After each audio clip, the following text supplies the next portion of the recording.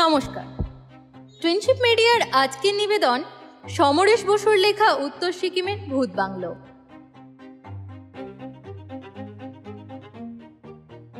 এবার আমি তোমাদের গোগলের গল্প শোনাতে পারলাম না, তাই ঠিক করেছি এবছরে আমার নিজের দেখা একটা ভুতুড়ে ঘটনার কথা তোমাদের শোনাবো। ভুতুড়ে ঘটনাটা সত্যিই ভূতের কাণ্ডকারখানা কিনা সেটা তোমরাই বিচার করবে। প্রায় 14 বছর আগে আমি প্রথম সিকিমের রাজধানী গ্যাংটকে বেড়াতে গিয়েছিলাম। কোথায় কোন হোটেলে উঠব সেসব আগে থেকেই ঠিক করা ছিল, কিন্তু সেখানে কারোকেই চিনিনি। আমি একলা মানুষ, গল্প করার কথাবার্তা বলার লোক নেই, একমাত্র হোটেলের মালিক আর তার মেয়ে বউ ছাড়া। হোটেলের মালিক ছিল একজন বাস্তুহারা তিব্বতী। চীনারা যখন তিব্বত দখল করে নিয়েছিল তখন দলাই লামার সঙ্গে হাজার হাজার তিব্বতী ভারতবর্ষে চলে আসে আর নানান জায়গায় ছড়িয়ে পড়ে। এখনও সেই সব তিব্বতীরা আমাদের দেশেই থেকে গিয়েছে। গ্যাংটক শহরের সবচেয়ে বড় সৌন্দর্য হলো প্রায় 2 কিলোমিটার জায়গা অনেকটাই সমতল। শহরের বাজার, দোকানপাট, হোটেল, রেস্টুরেন্ট সবই সেই সমতল রাস্তার দুধারে। আর এই রাস্তায় ঘুরতে ঘুরতে নীল আকাশের গায়ে সবসময়ই দেখতে পেতাম কাঞ্চনজঙ্ঘার বেশ বড় একটা অংশ মাথা তুলে দাঁড়িয়ে আছে। সকাল থেকে বেলা বাড়ার সঙ্গে সঙ্গে তুষারাবৃত কাঞ্চনজঙ্ঘার রঙও বদলাতে থাকতো। সেই দিকে তাকালে বাকিটা সবই নিচের পাহাড়ি অঞ্চল, গাছপালায় নিবিড় সবুজ আর নীল দেখাতো। আবার অন্যদিকে পাইন, দেবদারু নানা গাছের ফাঁকে ফাঁকে পুলিশের ব্যারাক, সরকারি অফিসগুলো দেখা যেত। সমতল পথ দিয়ে হাঁটতে হাঁটতেই চলে যেতাম এককালের রাজা ছাগিয়ালের প্রাসাদের দিকে। সেখানে একটি বৌদ্ধ মন্দিরে দেখতাম তিব্বতী লামা ও ভক্তরা গম্ভীর স্বরে মন্ত্রোচ্চারণ করছেন, আর একটি অনির্বাণ প্রদীপ সব সময়ই জ্বলছে। অনির্বাণ প্রদীপ মানে হলো যে প্রদীপ একবার জ্বালালে আর কখনো নিভবে না। তিব্বতী বৌদ্ধদের কাছে এই অনির্বাণ প্রদীপ খুবই পুণ্যের জিনিস। দুদিন বাদেই এক বাঙালি ভদ্রলোক এসে আমার সঙ্গে আলাপ করলেন। তিনি একটি সংবাদ প্রতিষ্ঠানের সংবাদদাতা।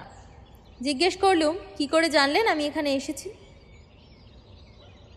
সাংবাদিক ভদ্রলোক হেসে বললেন, আমাদের কাছে কোনো সংবাদই চাপা থাকে না। কলকাতার এক খবরের কাগজের সাংবাদিক বন্ধু আমাকে টেলিফোনে জানিয়েছেন আপনি গ্যাংটক বেড়াতে এসেছেন। খবর পেয়েই হোটেলগুলোতে খোঁজ নিয়ে জানলুম আপনি এই হোটেলে উঠেছেন, তাই আপনার সঙ্গে আলাপ করতে চলে এলুম।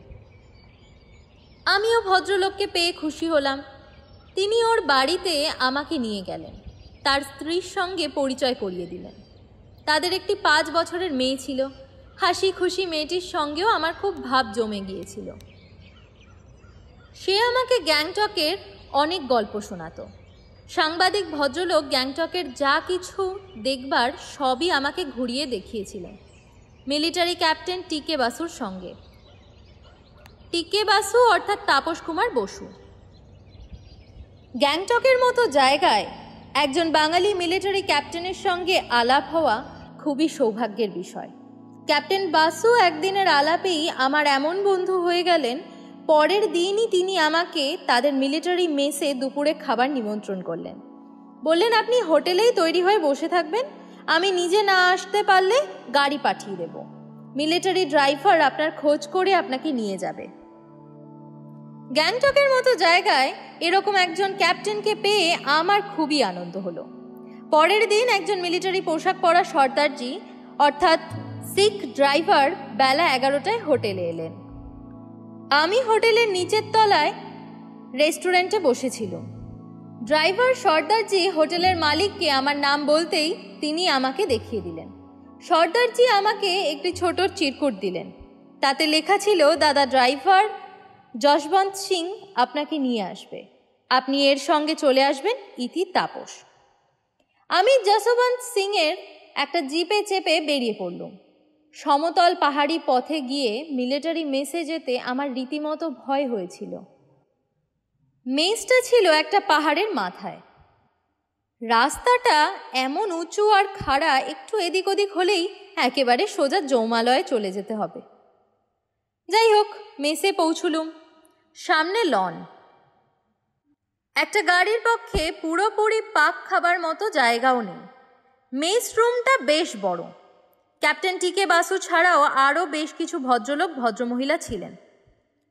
ভদ্রলোকেরা সকলেই নানা স্তরের অফিসার, এবং যিনি মিলিটারির ডাক্তার ছিলেন তিনি একজন ওড়িয়া। ক্যাপ্টেন বাসু ছাড়া আর কোনো বাঙালি না থাকলেও সকলের সঙ্গেই আমার খুব ভাব হয়ে গেল। অনেক রকম রান্না হয়েছিল, সবই দেশীয় রান্না। মাংসের বিরিয়ানি, কাবাবের কোনো তুলনা ছিল না। খাওয়া দাওয়া মিটতেই প্রায় বেলা 3টে বেজে গিয়েছিল। ক্যাপ্টেন বাসুই ছিলেন মেসের ইনচার্জ, আর মেসের গায়েই ছিল তার ছোট 2 কুঠরির থাকবার ঘর। সেখানে বিশ্রাম নেবার সময়ই ক্যাপ্টেন বাসু আমাকে বললেন, উত্তর সিকিম হলো মিলিটারির হাতে।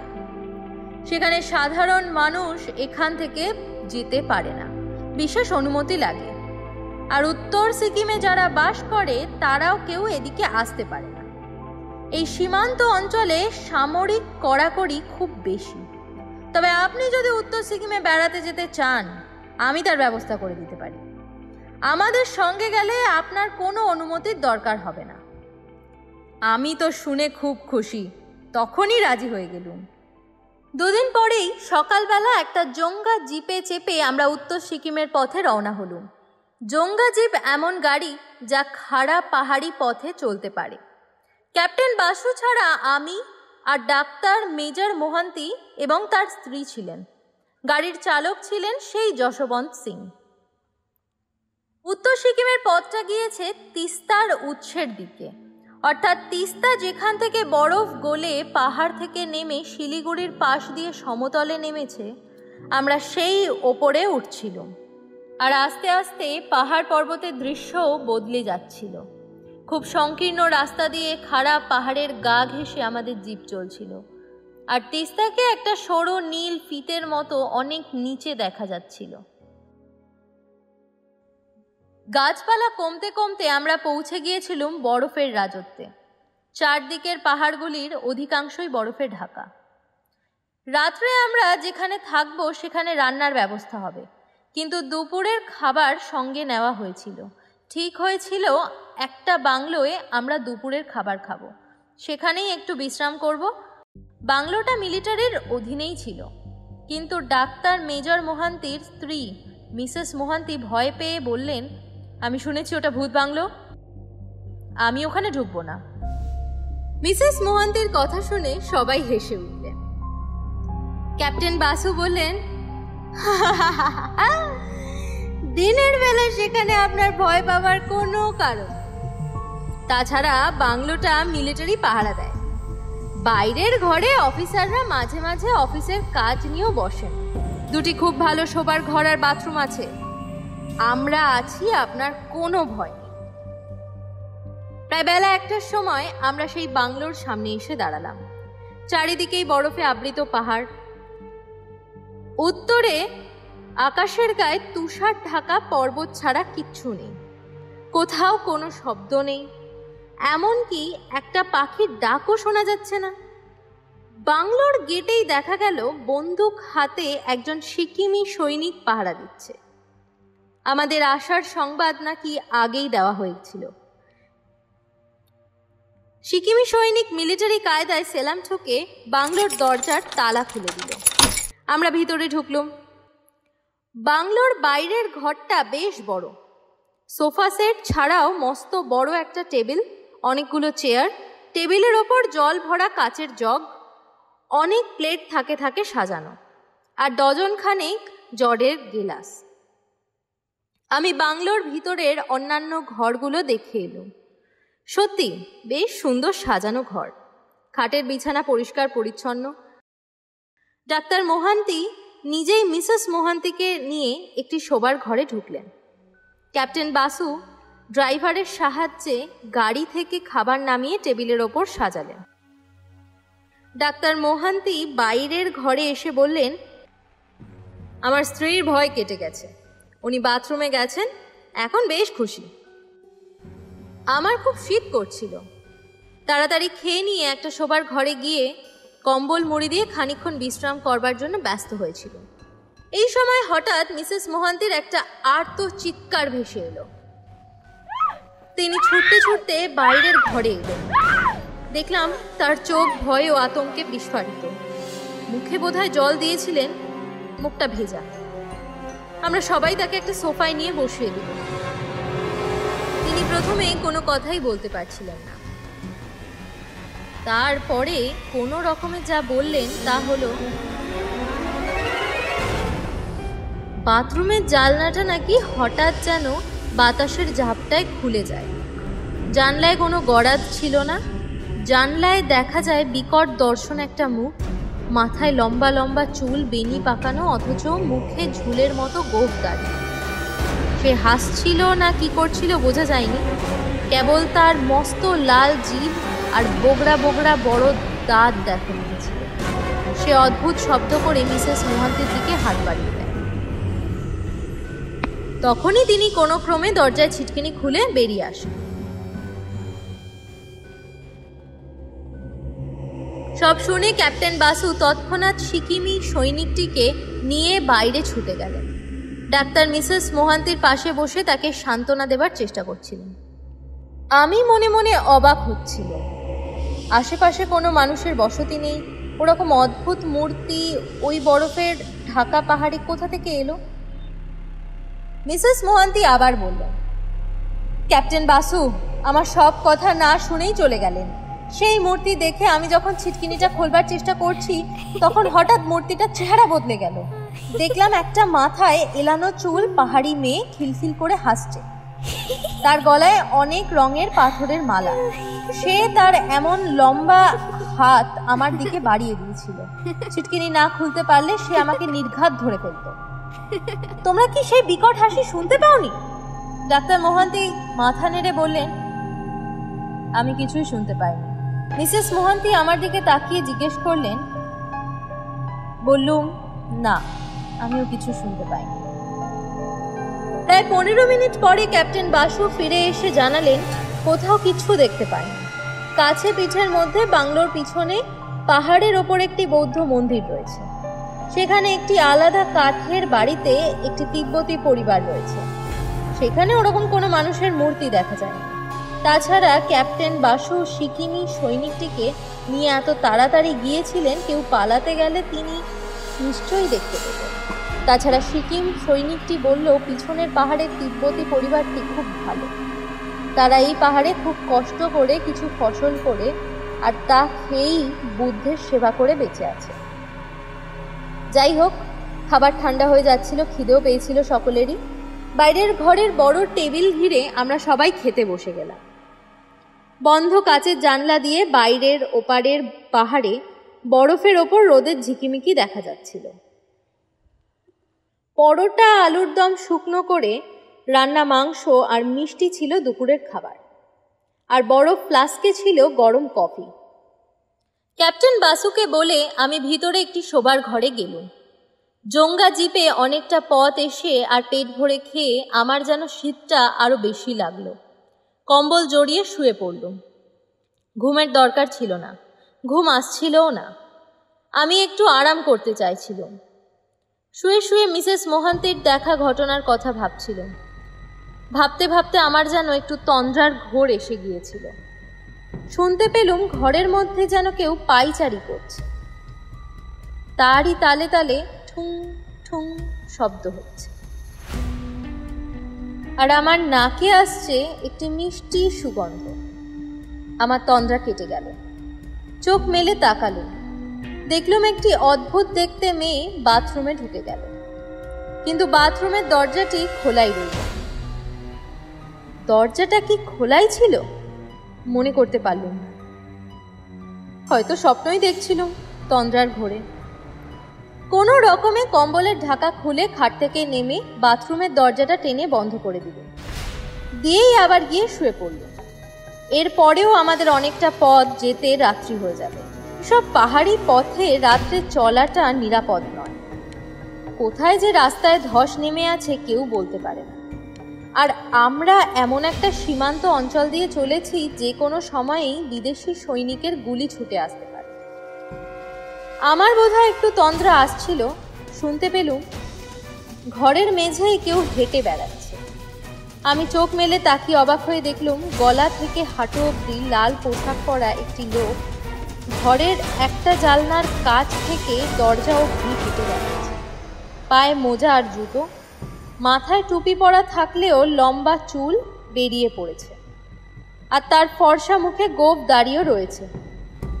আশ্চর্য, ও কোথা থেকে এলো? আমি উঠে বসে জিজ্ঞেস করলুম, কে আপনি? এ ঘরে এলেন কেমন করে? লোকটা আমার দিকে একবার তাকালো, তারপর বাথরুমের দরজা খুলে ভিতরে চলে গেল, দরজাটা বন্ধ করে দিল। আশ্চর্য, সত্যিই ভূত বাংলো নাকি? আমি বিছানা ছেড়ে উঠে পড়লুম, পায়ে জুতো গলিয়ে বাথরুমের দরজা খুললুম। কেউ কোথাও নেই, কেবল বড় জানলার কাচের পাল্লা দুটো খোলা। জানলার বাইরে জঙ্গলি ঝোপঝাড়। আমি এগিয়ে গিয়ে জানলায় উকি দিতে গেলুম। তৎক্ষণাৎ দরজাটার শব্দ হয়ে বন্ধ হয়ে গেল। আমি লাফ দিয়ে দরজার কাছে গিয়ে পাল্লা ধরে টানলুম, কিন্তু দরজাটা বাইরে থেকে কেউ বন্ধ করে দিয়েছে। আমি চিৎকার করে ডাকলুম, ক্যাপ্টেন বাসু, দরজাটা খুলে দিন। তখনই জানলার কাছে খিলখিল হাসি শুনতে পেলাম। ফিরে তাকিয়ে দেখি চুল এলো করা একটা পাহাড়ি মেয়ে জানলার বাইরে দাঁড়িয়ে হাসছে। মুখটা তার মোটেই খারাপ নয়, গলা থেকে তার বুক অবধি নানা রঙের পাথরের মালায় ঢাকা। তাকে আমার পাগলি ছাড়া আর কিছু মনে হলো না। আমি তার দিকে তেড়ে গেলুম। সে ভয় না পেয়ে তার একটা হাত ভিতরে বাড়িয়ে দিল। আমি হাতটা ধরতে গেলুম, অমনি সে হাতটা সরিয়ে নিল। আমি ওর এলো চুল ধরবার জন্য হাত বাড়ালুম। সে পেছিয়ে গেল আর খিলখিল করে হাসতে লাগল। আমি এমনই ক্ষেপে গেলুম, বড় জানলাটায় উঠে বাইরে লাফ দিয়ে পড়ল। মেয়েটি বোধহয় ভাবতে পারেনি আমি এমন একটা কাণ্ড করতে পারি। সে দৌড় দিল, আমিও তার পিছনে পিছনে ছুটলুম, কিন্তু জঙ্গলি ঝোপঝাড়ের মধ্যে সে যে কোথায় দেখতে পেলাম, অথচ তার হাসি শুনতে পেলাম। হাসির শব্দ লক্ষ্য করে আমিও জঙ্গলি ঝোপে ঢুকে পড়লাম। এ নিশ্চয়ই কোনো মতলববাজ মানুষদের ব্যাপার। হাসির শব্দ লক্ষ্য করে ছুটতে ছুটতে হঠাৎ এক সময় আমি বাংলোর সামনে পাহাড়ের খাদের ধারের রাস্তায় এসে পড়লাম। তখন আর হাসি শোনা যাচ্ছে না, জঙ্গলি ঝোপও নেই। অবাক হয়ে দাঁড়িয়ে পড়লুম, আর একটু হলে আমি হাজার হাজার ফুট নিচে পড়ে যেতাম।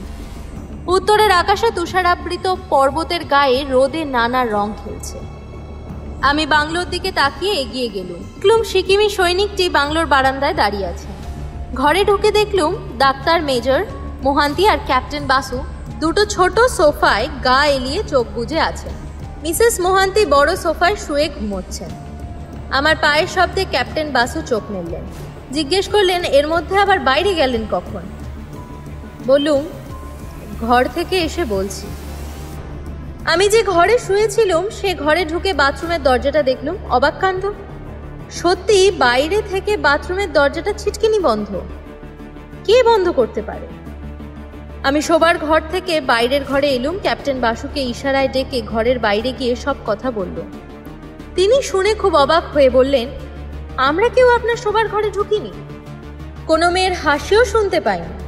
আমরা দুজনেই দুজনের মুখের দিকে অবাক চোখে তাকিয়ে রইলাম। এ ভুতুড়ে ব্যাপারের কোনো ব্যাখ্যাই আমি আজ পর্যন্ত খুঁজে পাইনি। আমার ধারণা ওখানে এমন কিছু লোক হয়তো আছে যারা চায় না বাংলোয় এসে কেউ থাকুক। ওখান থেকে চলে আসবার সময় সিকিমি সৈনিকটিকে জিজ্ঞেস করেছিলাম সে কখনো কিছু দেখেছে কিনা। সে পরিষ্কার বলল, না, সেরকম কিছু দেখলেই আমি গুলি চালিয়ে দিতাম। দুর্ভাগ্যের বিষয় আমার কাছে বন্দুক বা রিভলভার কিছুই ছিল না, কিন্তু ক্যাপ্টেন বাসু আর ডাক্তার মেজর মোহান্তির কাছে রিভলভার ছিল। সেই জন্যই কি ভূতেরা তাদের দেখা দেয়নি, কে জানে। ধন্যবাদ এতক্ষণ সঙ্গে থাকার জন্য। নমস্কার, আমি অঙ্কিতা। এই ভিডিওটি যদি আপনাদের ভালো লেগে থাকে তাহলে অবশ্যই লাইক করে দেবেন, শেয়ার করে দেবেন, এবং আরও নতুন নতুন এরকম কন্টেন্ট পেতে হলে চ্যানেলটিকে সাবস্ক্রাইব করে দেবেন। ধন্যবাদ।